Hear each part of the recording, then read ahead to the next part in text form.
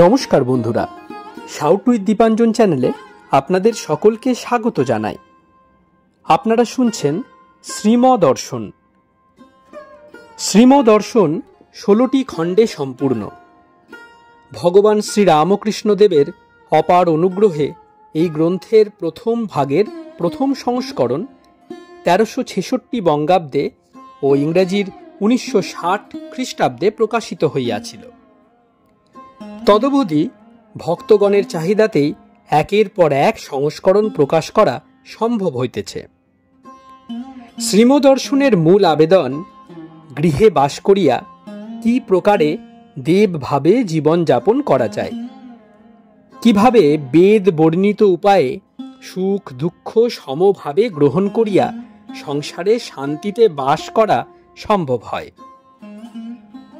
এই পুস্তকে আছে পরমহংসদেবের ও মায়ের কিছু নূতন কথা, আর স্বামীজি প্রমুখ অন্তরঙ্গ সন্তানদের কথা, আর আছে কথামৃতকার দ্বারা কথামৃতর ব্যাখ্যা এবং শ্রীরামকৃষ্ণ জীবনালোকে উপনিষদ, গীতা, ভাগবত, পুরাণ, বাইবেল আদি শাস্ত্রের আলোচনা। স্বামী নিত্যাত্মানন্দ বিরচিত শ্রীমদর্শনের আজ 23তম পর্ব। চলুন আজকের পর্বটি শুরু করা যাক।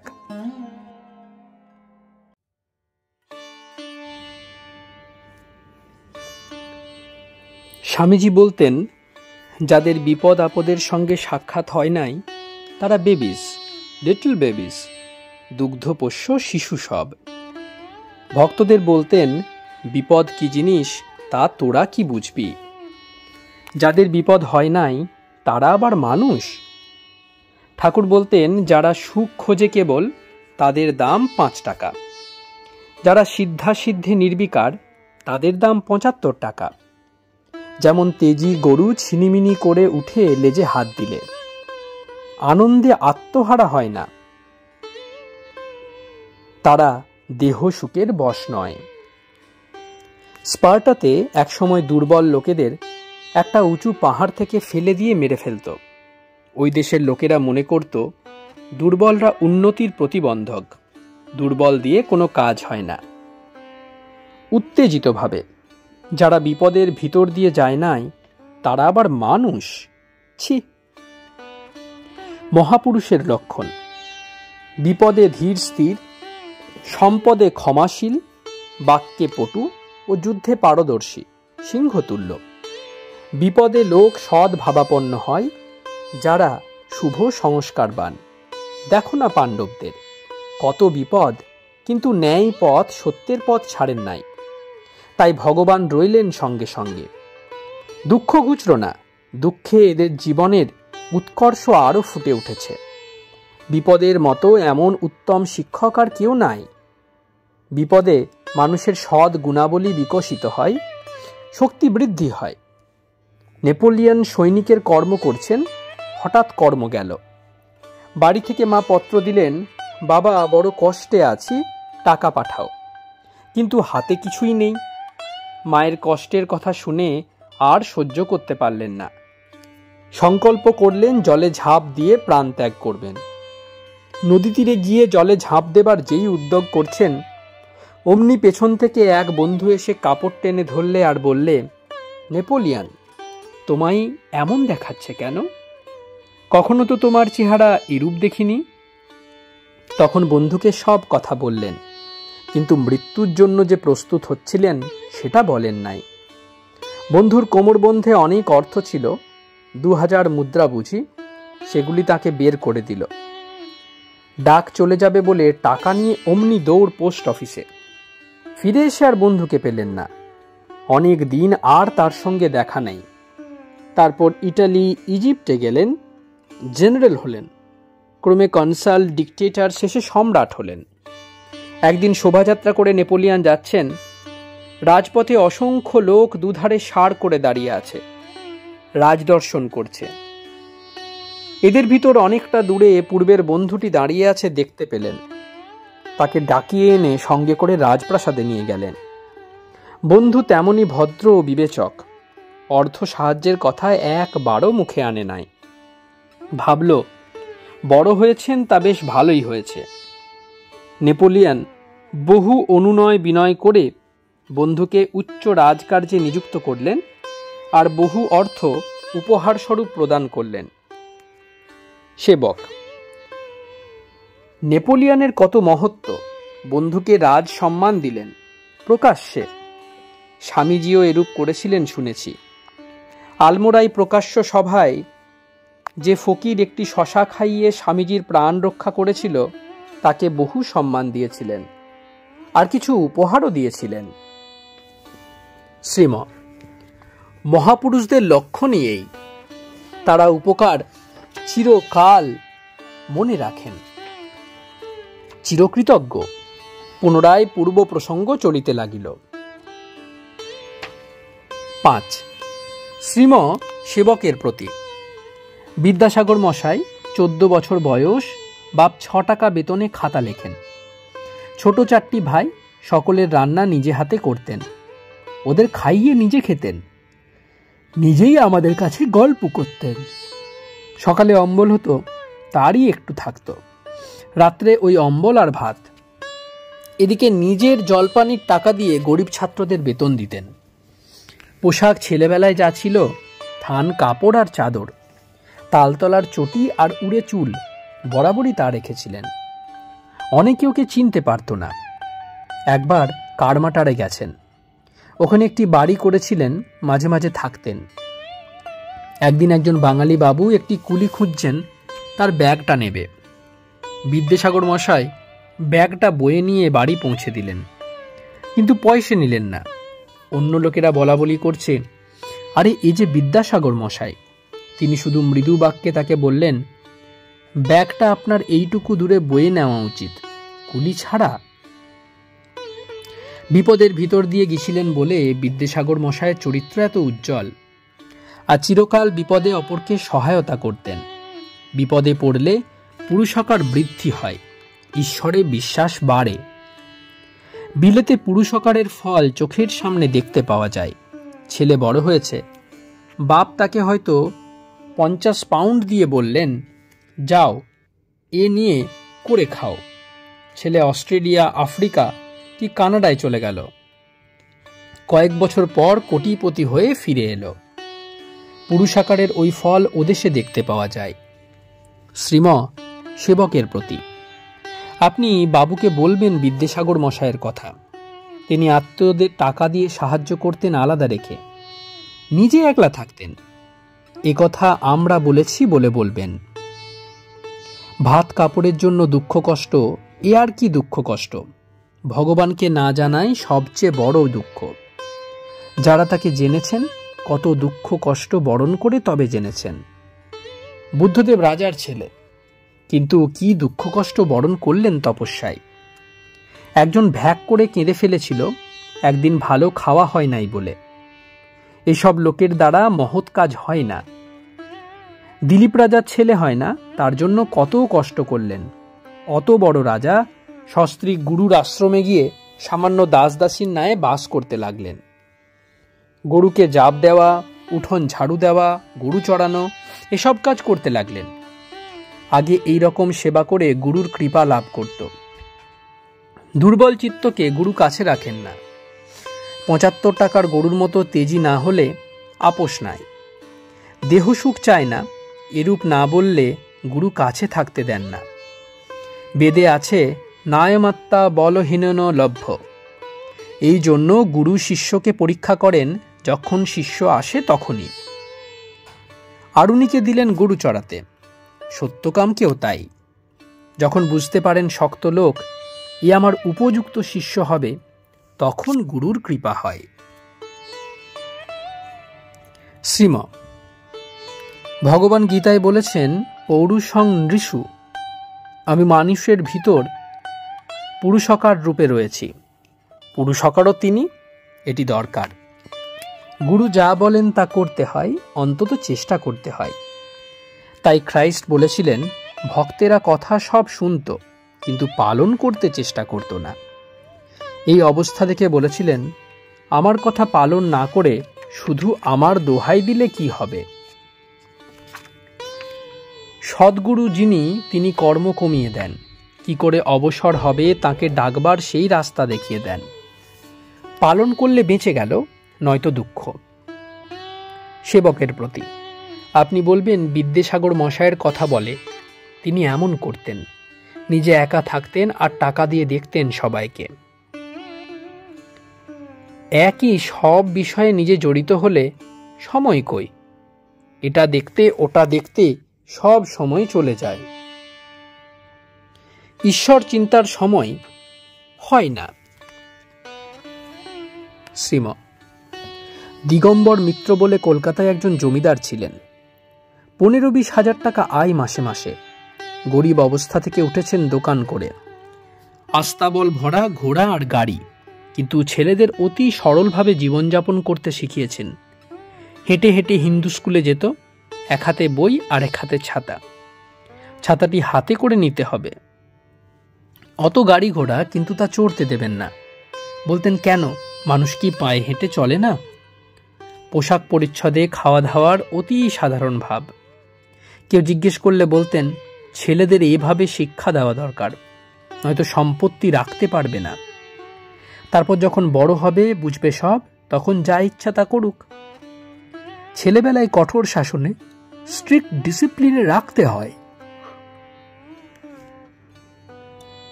নিজে গরিব ছিলেন, তাই জীবনযাত্রায় সরলতার কত দরকার সব বিষয়ে তা বুঝেছিলেন। সেবকের প্রতি আপনি দিগম্বর মিত্র মহাশয়ের কথাটিও বলবেন।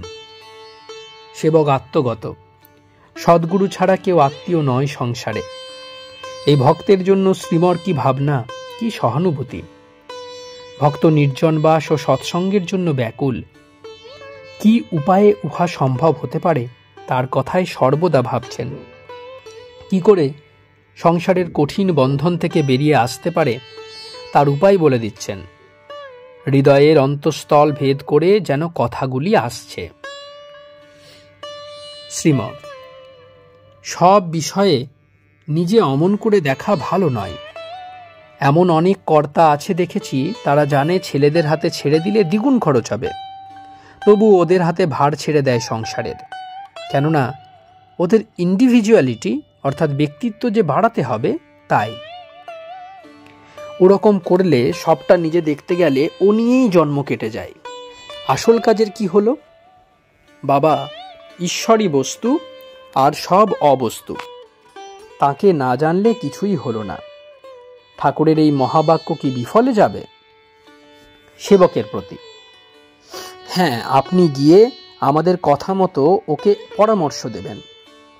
বিদ্যাসাগর মশায়ের মতো টাকা দিয়ে সকলকে তুষ্ট রাখুন, আর মাঝে মাঝে নির্জনে শিমুলতলায় চলে আসুন। ধন্য ভক্ত, ধন্য তুমি, তোমার জন্য এ মহাপুরুষ এত ভাবিত। এখন রাত্রি প্রায় 11টা। আশ্রম ও বনভূমি চন্দ্রালোকে উদ্ভাসিত। শ্রীম প্রাঙ্গণে পাদচারণ করিতেছেন। একটি ব্রহ্মচারীকে বলিলেন, গরমে সাপ বেরুচ্ছে,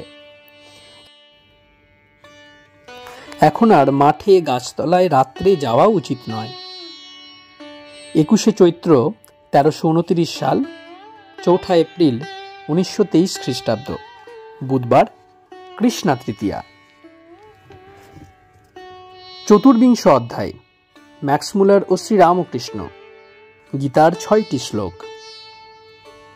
1। বসন্ত প্রভাত, সূর্য উদিত হইতেছে।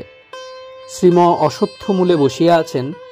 নিকটে মোহন প্রশ্ন করিতেছেন। মোহন: আজ্ঞে সেদিন বলেছিলেন ধর্ম সমন্বয় ঠাকুরের বৈশিষ্ট্য, কিন্তু ইহা তো পূর্বেও ছিল। একং সৎ বিপ্রা বহুধা বদন্তি, এ তো বেদের কথা। আবার গীতায়ও ভগবান বলেছেন, সকল মানুষই আমার ভজনা করে নানাভাবে। শ্রীম: হ্যাঁ, সমন্বয়ের কথা সব শাস্ত্রে আছে, কিন্তু কালক্রমে লোক এসব কথা ভুলে যায়। ঠাকুর সেগুলি নিজ জীবনে দেখাতে এসেছেন। তিনি বলতেন, পাঁজিতে লিখেছে বিষ হারা জল, কিন্তু পাঁজি টিপলে এক ফোঁটাও পড়ে না। শাস্ত্রে থাকলেই তো হয় না, লোকে দেখতে চায় জীবন্ত। তাই ভগবান মানুষ হয়ে এসে এসব বোঝান। এখন আবার সমস্ত জগৎটা একটা পরিবারের মতো হয়ে গেছে সায়েন্সের প্রভাবে। তাই ঠাকুর প্রধান প্রধান ধর্মমতগুলি নিজ জীবনে সাধন করলেন, মুসলমান খ্রিস্টান ধর্ম পর্যন্ত। শেষে বললেন, যত মত তত পথ, মত পথ। কারুকে বাদ দিবার জো নাই, সকলেই তাকে ডাকছে। একজন কে? লোক যাদের অসভ্য, বর্বর, স্যাভেজ বলে, তারাও তাকেই ডাকছে। মানুষের এটা একটা নেসেসিটি, প্রয়োজন ঈশ্বরকে ডাকা। সংসারের সুখ নাই কিনা তাই। ভূত পূজা থেকে ব্রহ্মজ্ঞান পর্যন্ত সব সত্য। ভাষা ভিন্ন ভিন্ন, কোনো ভাষায় বেশি প্রকাশ, কোনোটাতে কম। যেমন ঠাকুর বলতেন বাপের 5 ছেলে, কেউ বলছে বাবা, কেউ বাপু, কেউ বা যে খুব ছোট সে তাও বলতে পারছে না, কিন্তু ভিতরে স্নেহ আছে, ভাষা খুঁজে পাচ্ছে না, বলতে পারে না। ভগবান দর্শন দিলে ধ্রুবের স্তব করতে ইচ্ছা হলো, কিন্তু ভাষা নাই। যেই বেদ শঙ্খ ছুঁয়ে দিলেন অমনি স্তব বের হতে লাগলো। যারা জঙ্গলে থাকে, হিংসা বৃত্তি করে যারা জীবন ধারণ করে, এমন মানুষও তাকে ডাকে। তাদেরও বিশ্বাস আছে একজন উপরে আছেন, যিনি তাদের খেতে পড়তে দেন, বৃষ্টি দেন, শস্য দেন, শিকার দেন। রেড ইন্ডিয়ানদের ভিতর খুব উচ্চ ধর্মভাব ছিল, সুপ্রিম বিং। ঈশ্বরকে তারা মেনিটো বলতো। তাদের মত ঈশ্বরই সব হয়ে রয়েছেন। বেদান্তের এই উচ্চ ভাব তাদের ছিল। কি আশ্চর্য! কি করে গেল এই ভাব? সর্ব ঈশ্বরবাদ, প্যান্থেইজম। তারা হয়তো পূর্বে ভারতবর্ষের ছিল, তারপর মাইগ্রেট করে আমেরিকায় চলে যায়। বেদের তত্ত্বমসি এই উচ্চ চিন্তার সঙ্গে তারা পরিচিত ছিল। তারা বলতো ইউ আর গড, জীব শিব। এ বেদান্তের চূড়ান্ত কথা। আজকাল পাশ্চাত্যে কম্প্যারেটিভ রিলিজিয়নের স্টাডি চলছে, অর্থাৎ বিভিন্ন ধর্মের তুলনাত্মক পঠন পাঠন। এতে এইসব অমূল্য সংবাদ পাওয়া যাচ্ছে। পড়বেন এসব হিভার্ট লেকচার্স, গিফোর্ড লেকচার্স, ধর্মবিজ্ঞান বিষয়ক বক্তৃতা, এইসব। মোহন আগে ম্যাক্স মুলার একটু দেখেছিলাম, তিনিও বলেন সব ধর্ম সত্য, কিন্তু মিশনারিগণ তাঁর এ কথা নিতে চান না। শ্রীম সহাস্যে ওদের যে ব্যবসা থাকে না, তাহলে ম্যাক্স মুলার এ সিদ্ধান্তে পৌঁছেছেন কম্প্যারেটিভ রিলিজিয়ন্স আলোচনা করে। ঠাকুর সাধনা করে নানা ধর্মমতে সিদ্ধ হয়ে তবে বলেছেন যত মত তত পথ। একটি হলো ইন্টেলেকচুয়াল স্টাডি, শুধু বিচারাত্মক আলোচনা, আর একটি ডাইরেক্ট রিয়েলাইজেশন, প্রত্যক্ষ অনুভূতি, অনেক তফাৎ। মোহন ম্যাক্স মুলার খুব ফিয়ারলেস অ্যান্ড আনকম্প্রোমাইজিং নিজের সিদ্ধান্ত সম্বন্ধে। মিশনারিগণ বলেন কেবল খ্রিস্টান ধর্ম সত্য, আর সব মিথ্যা। তিনি তাদের কথা নেন না। তিনি বলেন সব ধর্মেই গ্রেইনস অফ ট্রুথ নিহিত আছে, অর্থাৎ সত্যের বীজ নিহিত আছে। শ্রীম আবার ওটিও বলো, he is sympathetic like a mother, মায়ের মতো দরদি আর গুণগ্রাহী। অসভ্য বর্বরদের ধর্মকেও যিনি সত্য বলেছেন। তিনি বেশ একটি কথা বলেছিলেন, শুধু কথার শব্দগত অর্থ করলে চলবে না, ভাব দেখতে হয়। নিজে এটি করতেন, আর সিস্টার নিবেদিতারও এটি দেখেছি। কি শক্তিমান পুরুষ! তিনি তো বেদ উপনিষদকে রাখলেন। এদেশেরই লোক ওখানে গিয়ে জন্ম নিয়েছেন। স্বামীজিও খুব সুখ্যাতি করতেন। কখনো বলতেন যেন বশিষ্ঠদেবকে দেখে এলুম, কখনো বলতেন বেদ ভাষ্যকার সায়ন এই শরীরে এসেছেন। কি ধৈর্য! সংস্কৃত অতি কঠিন ভাষা, কিন্তু কেমন শিখেছিলেন। অর্ধ শতাব্দী ধরে বেদ সংকলন করলেন। কি অধ্যবসায়, কি পাণ্ডিত্য! স্বামীজিকে পেয়ে কত আহ্লাদ, কত আদর করলেন তাকে। আর কি মহৎ! সাউদাম্পটন লন্ডন স্টেশনে বুঝি স্বামীজির উপর ছাতা খুলে ধরলেন। তিনি আপত্তি করলে বললেন, It is not every day that the son of Sri Ramakrishna can be seen. Shri রামকৃষ্ণের সন্তানকে রোজ দেখতে পাওয়া যায় না। দেখো কি উদার হৃদয়, কি গভীর অন্তর্দৃষ্টি। অত বড় মানি পণ্ডিত আর ওই রাজস্বিক দেশে জন্ম, কিন্তু কি নিরভিমান। এ সবই মহাপুরুষের লক্ষণ। তিনি বলেছিলেন, ঠাকুর না এলে তার নিজের সিদ্ধান্ত অপরকে বোঝানো কষ্ট হতো। ঠাকুরের জীবন দেখিয়ে বললেন, ইনি নিজ জীবন সাধন করে দেখিয়েছেন, সব ধর্ম সত্য। কেশব সেনকে ম্যাক্সমূলার পর্যবেক্ষণ করতেন। ঠাকুরের সঙ্গে মিলনের পর কেশববাবুর অনেক পরিবর্তন হয়েছিল। ম্যাক্সমূলার এটা লক্ষ্য করেছিলেন, কিন্তু কি করে পরিবর্তন হলো তখনও তিনি ভালো করে বুঝতে পারেন নাই।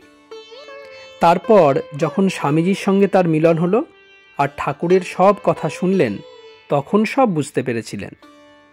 শেষে ঠাকুরের জীবনচরিত লিখলেন।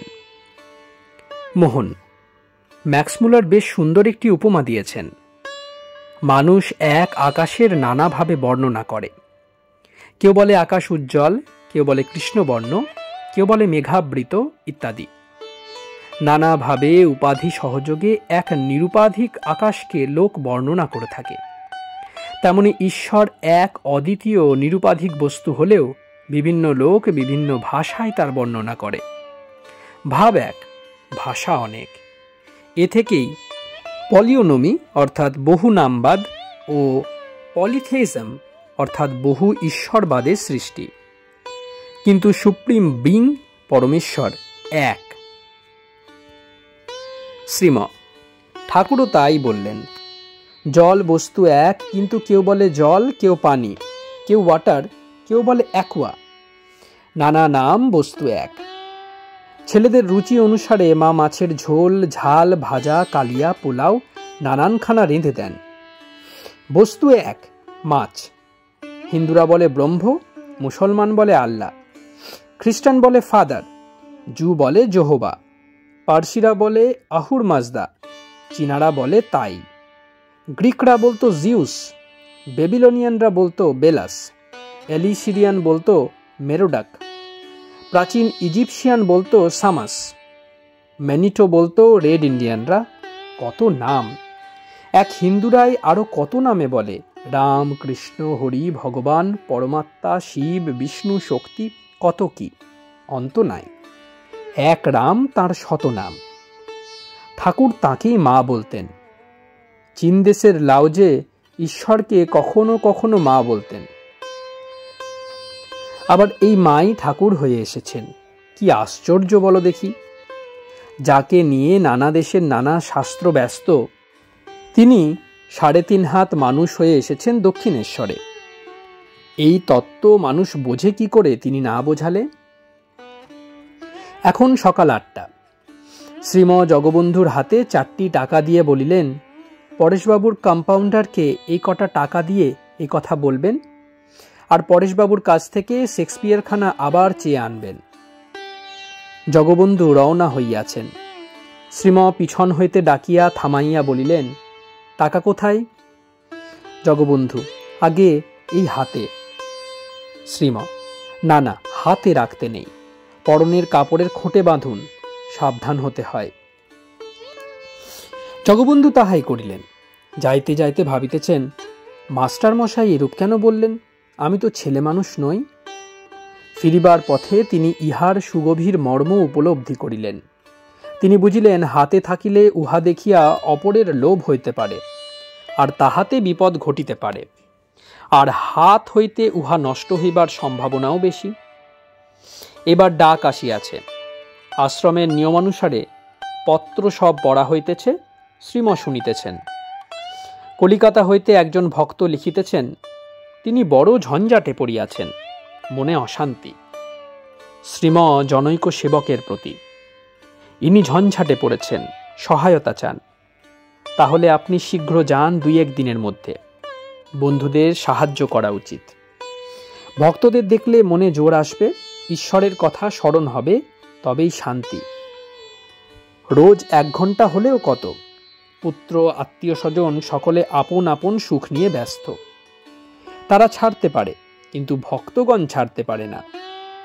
খ্রাইস্ট বলেছিলেন ভক্তদের দেখিয়ে, এরা আমার মা, এরা আমার ভাই, এরাই আত্মীয় কুটুম্ব। ঠাকুরও বলেছিলেন যারা আপন তারা হলো পর, আর ভক্তরা হলো আপন। বাবুরামকে বলি, যা হাত মুখ ধো গিয়ে। আর ওই কথা বলবেন বিদ্যাসাগর মশায়ের মতো আত্মীয়দের আলাদা বাড়িতে রেখে টাকা দিয়ে সাহায্য করতে, আর মাঝে মাঝে শিমুলতলা চলে যেতে। শ্রীম গরম জলে স্নান করেন। জলের বালতিটা একজন ভক্ত ঘরে দিয়া আসিলেন। শ্রীম ঘরে প্রবেশ করিয়া দরজা বন্ধ করিলেন, এবার স্নান করিবেন। ভক্তরা অনেকেই বারান্দায় রহিয়াছেন। পাশেই স্নানঘর। ঘরের ভিতর হইতে শ্রীম বলিতেছেন, ঠাকুর বলতেন অকৃতজ্ঞের মুখ দর্শন করতে নেই। তিনি কি ভক্তদের সাবধান করিতেছেন? ঠাকুরের পূজা হইয়া গিয়াছে। এখন বেলা 9টা। শ্রীম ঠাকুর ঘরে ভক্ত সঙ্গে ধ্যান করিতেছেন। ধ্যানান্তে মৈত্রায়ণী উপনিষদ পাঠ করিতেছেন। ভক্তগণ কেহ শুনিতেছেন, কেহ কার্যান্তরে গিয়াছেন। শ্রীম বাংলায় অনুবাদ করিয়া বলিতেছেন। শ্রীম বৃহদ্রত রাজা সংসার ও শরীর অনিত্য জেনে বৈরাগ্য করে বনে গেলেন, আর ঊর্ধ্ববাহু হয়ে কঠোর তপস্যা করতে লাগলেন। মহর্ষি শাকায়ন্য এসে বললেন, বৎস বর নাও। রাজা তখন মহর্ষির চরণ ধারণ করে এই গাথা বলছেন। বৃহদ্রথ মহর্ষি শাকায়ন্যের প্রতি। ভগবান অস্থি, চর্ম, স্নায়ু, মজ্জা ও মাংস, শুক্র, শোণিত ও শ্লেষাশ্রু দ্বারা দূষিত বিষ্ঠা, মূর্ত ও বাত, পিত্ত, কফের আধার, দুর্গন্ধ ও অনিত্য এই দেহ দ্বারা বিষয়ভোগ সাধনে কি ফল? কাম, ক্রোধ, লোভ হয় বিষাদ, ইষ্টবিয়োগ ও অনিষ্ট প্রাপ্তি, ক্ষুৎ, পিপাসা, জরামৃত্যু, রোগ, শোক দ্বারা অভিহত অনিত্য এই দেহ দ্বারা বিষয় ভোগ করে লাভ কি? এইক্ষণে জন্ম, পরক্ষণে মৃত্যু, এইরূপ ক্ষণস্থায়ী তৃণবৎ বিনাশশীল দংশম শকাদির ন্যায় এই সবই দেখছি নশ্বর। এই নশ্বর শরীর দিয়ে নশ্বর বিষয়ভোগ সম্পূর্ণ বিফল। ভারতের মহাধনুর্ধর রাজ চক্রবর্তীগণ আজ কোথায়? কোথায় সুদ্যুম্ন, ভুরিদুম্ন ও ইন্দ্রদুম্ন? কোথায় কুবলাস্য, যৌবনাস্য, বদ্ধিয়াস্য ও অশ্বপতি? কোথায় গেল শশবিন্দু, হরিশ্চন্দ্র ও অম্বরীশ? কোথায় মনু, উৎক, ক্ষয়াতি, জয়াতি ও অনরণ্য?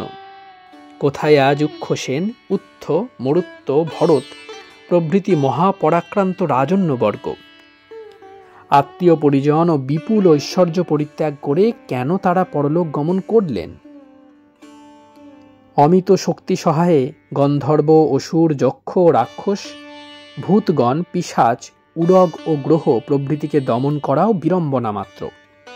সমুদ্রের শোষণ, পর্বতের প্রপতন, ধ্রুবের প্রচলন, তরুগণের উৎপাটন, পৃথিবীর সমুদ্রে নিমজ্জন, দেবগণকে স্বীয় পদ থেকে অপসরণ, বিভূতি বলে এই অসম্ভব সম্ভব করাও নিষ্ফল।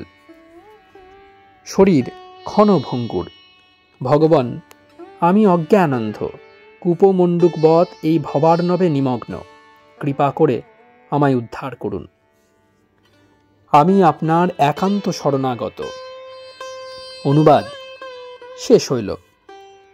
শ্রীম এক্ষণে ব্যাখ্যা করিতেছেন।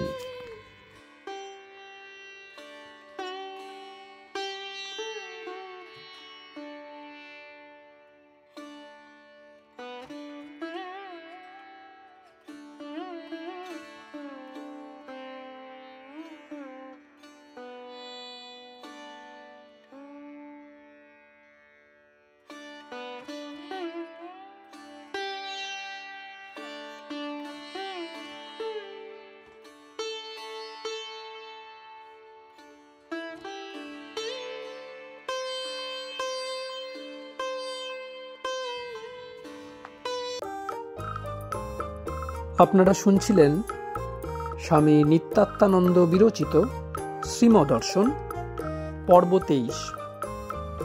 আমাদের পর্বগুলি কেমন লাগছে আমাদের জানান। কোনো সাজেশন থাকলে তাও নির্দ্বিধায় জানাতে পারেন। আমাদের ভিডিওগুলি আপনার বন্ধুবান্ধব ও পরিবার পরিজনদের মধ্যে অবশ্যই শেয়ার করে দিন। শাউট উইথ দীপাঞ্জন চ্যানেলটি সাবস্ক্রাইব করে দিন এবং প্রতিনিয়ত আপডেট পাওয়ার জন্য বেল আইকনটি অবশ্যই প্রেস করে দিন। অনেক অনেক ধন্যবাদ। নমস্কার। জয় ঠাকুর, জয় মা, জয় স্বামীজি।